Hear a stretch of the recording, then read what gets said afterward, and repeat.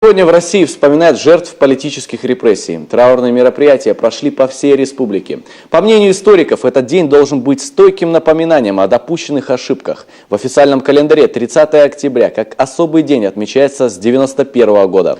Для людей, которые боролись за свободу мнений и убеждений, это означало победу.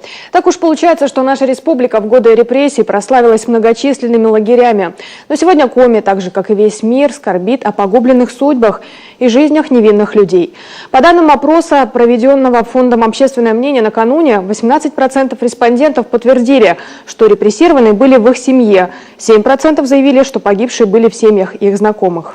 Сегодня в Коми проживает более 1000 их потомков. Для многих территория отбывания наказания родственников стала малой родиной. Евгений Ракин о дне, который учит урокам памяти.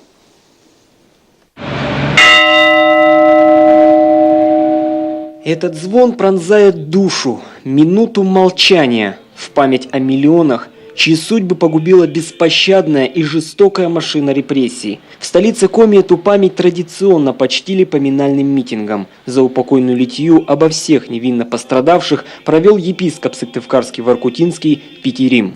Дорогие братья и сестры, мы с вами переживаем огромную беду наших дедов.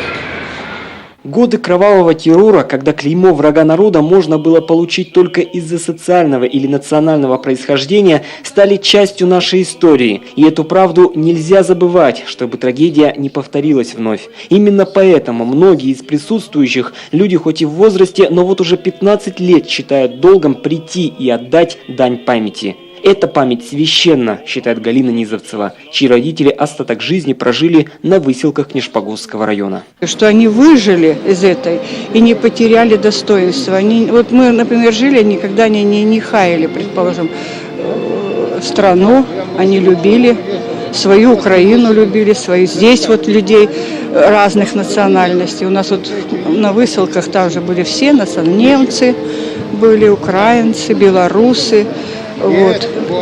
Очень много было грузин. День памяти жертв политических репрессий – особая дата в календаре, в том числе и потому, что первыми ее стали отмечать сами узники, политзаключенные мордовских и пермских лагерей. 30 октября 1974 года они провели голодовку и зажгли свечи в память безвинно погибших. Во-вторых, этот день изначально имел двойное значение. Они этот день отмечали как день сопротивления и день уважения человеческого достоинства.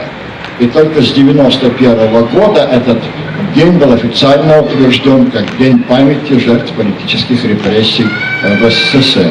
В годы репрессий погибли сотни тысяч человек, это лишь официальные данные. Многих расстреляли, других отправили на каторгу. Выжить в лагерях просто нереально. Узники трудились по 12 часов в день, жили в холоде и голоде. Их кормили настолько, чтобы не дать умереть сразу. Написать письмо близким можно было раз в год, но нередко запрещалось и вовсе. В результате кто-то просто исчезал, не оставляя после себя ни весточки. Вот почему главная задача – вернуть забытые имена. В Коми этой работой занимается фонд покаяния, который уже выпустил более 10 томов мартиролога. Найти сведения о родственнике, погибшем или без вести пропавшем в ГУЛАГе можно через Национальный архив. Документы о репрессированных в свободном доступе.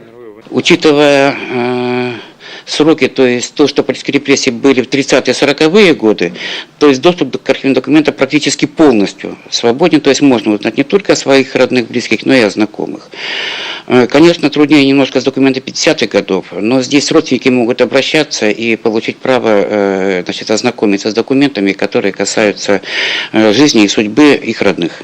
Ежегодно Национальный архив проводит День открытых дверей. Сегодня столичные старшеклассники посетили выставку документов и фотографий, посвященную жизни детей репрессированных родителей. А в Национальной библиотеке для читателей и гостей организовали памятный вечер. Молодой историк Светлана Жибалова провела большую научную работу, чтобы посчитать, как дорого заплатила страна за индустриализацию Коми-края. Развитие промышленности проходило на самом высшем уровне. Все постановления исходили из Москвы.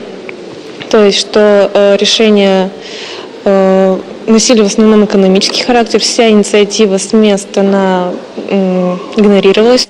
Вечер памяти посвятили Воркутинскому восстанию, которое холодным летом 1953 года произошло в 29-й шахте Речлага. В результате его подавления погибло 500 заключенных, а ранено 135 узников. Сугробы огонь закопав, дома возводили из праха, а рельсы вели в лесосплав, в промерзшую землю, как плаха. Евгений Ракин, Иван Богомолов, телеканал Юрган, Сыктывкар.